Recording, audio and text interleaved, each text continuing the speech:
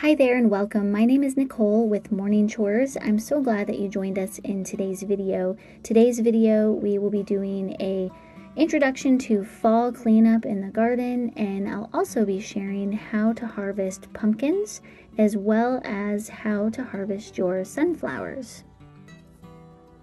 Fall is definitely in the air, even though our days are still very hot and feels like summer. We've been enjoying cooler mornings and crisp evenings. The leaves are slowly changing from those rich green colors into those vibrant fall colors of red, orange, and yellow.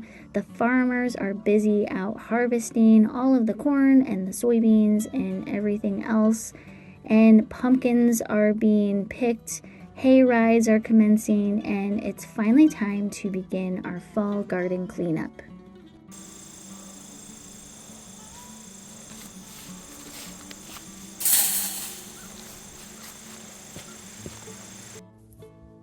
The first thing we tackled is picking the last of our produce. Believe it or not, I'm still getting tomatoes, so I'm leaving those even though they don't look very attractive. But everything else we're just going ahead and picking so that way we can commence with the cleanup.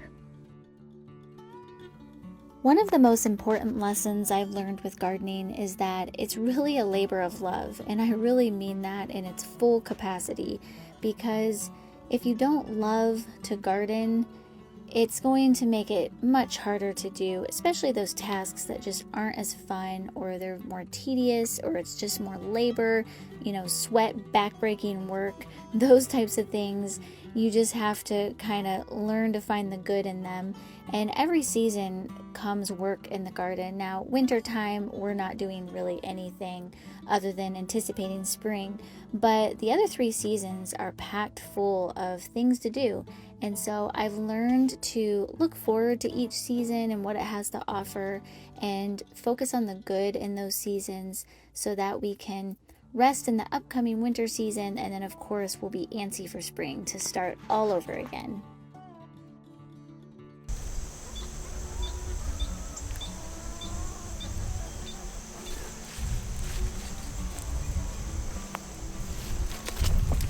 These pumpkin flowers, you can actually eat them. So because we're heading into fall and more than likely these are not going to turn into pumpkins, I'm going to go ahead and harvest them and saute them up with some peppers and onions and garlic and maybe make an omelet with them. And yeah, why not use them? They're just gonna die off anyways, so why not eat them? How to tell the right time to pick your pumpkin is there's a couple of indicators. I'm filming this in mid-September, so pumpkins are nice because you have a window time frame where you can pick your pumpkins, and it usually spans for 2 to 3 weeks. So I love that because you can kind of fit it into your schedule. It's not the pumpkins are ready, I gotta hurry up and pick those. But one of the main indicators is that all of the foliage starts dying off. That's a good sign that they are about ready for picking. Another sign is that there is consistent orange over the whole pumpkin. There's not really any green or any other colors. It's solid orange. Another sign is if you take your thumbnail and press it into the skin, it should not make an indentation. Another good sign is that it easily breaks off of the vine, and there you've got your perfect pumpkin. Part of cleaning out the garden is harvesting my sunflowers, and we're here at the end of September, and I've actually let these hang on a little bit longer. They just took a while to get to this point of harvesting, but one tall tale sign is that they will continuously droop.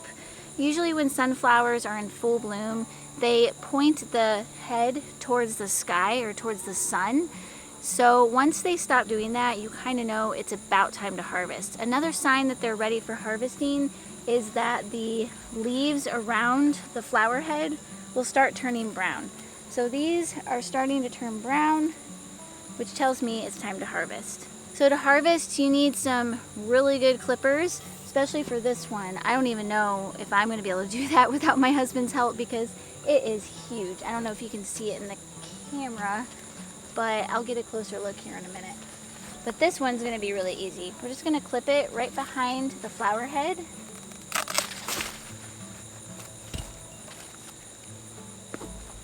And there we have a beautiful sunflower head. I am gonna save some of these seeds to plant next year, but I'm gonna be doing a future video on how to harvest and roast the sunflower seeds for eating.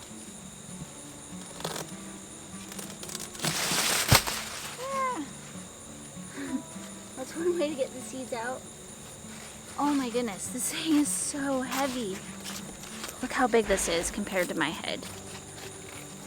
I feel like I should have probably entered this into some kind of contest. Look at this.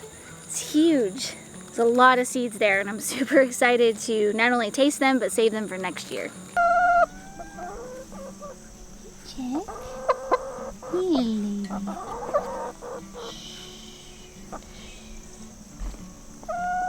Our garden cleanup goals at this point in the season is mainly just to get all of the foliage cleaned out. So I'm pruning back anything that needs pruned. So for example, the asparagus bed is getting pruned. I will be pruning some of the elderberry plants here shortly, as well as the apple and the pear trees. But again, I'm kind of just holding off on that until it gets a little cooler. But for now, we're just going to rest here, and then we'll continue the cleanup as things cool off and dies off, and it'll just make it much easier to pull the rest of the foliage out of the garden once everything dies off. I can help you. Yeah? I want to help you because Sure. there's a lot there. Look, I got a lot in here. You see? I didn't Oh, cut it good down. job. That'd be great if you could get that. I see a cutting it. Good. Stretch out. I got most of it. I'm just trying to.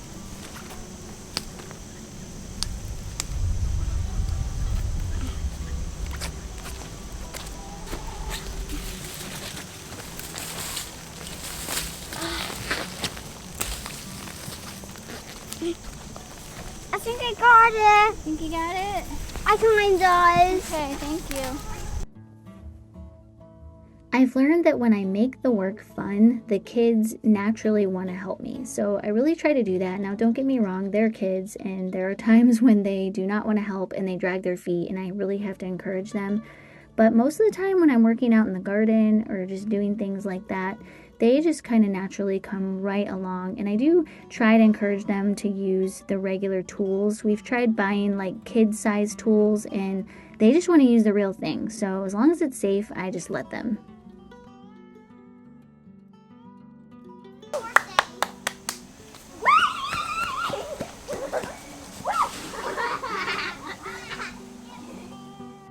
Thank you again for coming back to the channel. I hope you enjoyed today's video. I hope that it encourages you to get out there and get things cleaned up, especially before it gets cold. It's always easier to do this kind of work when it's warmer rather than colder.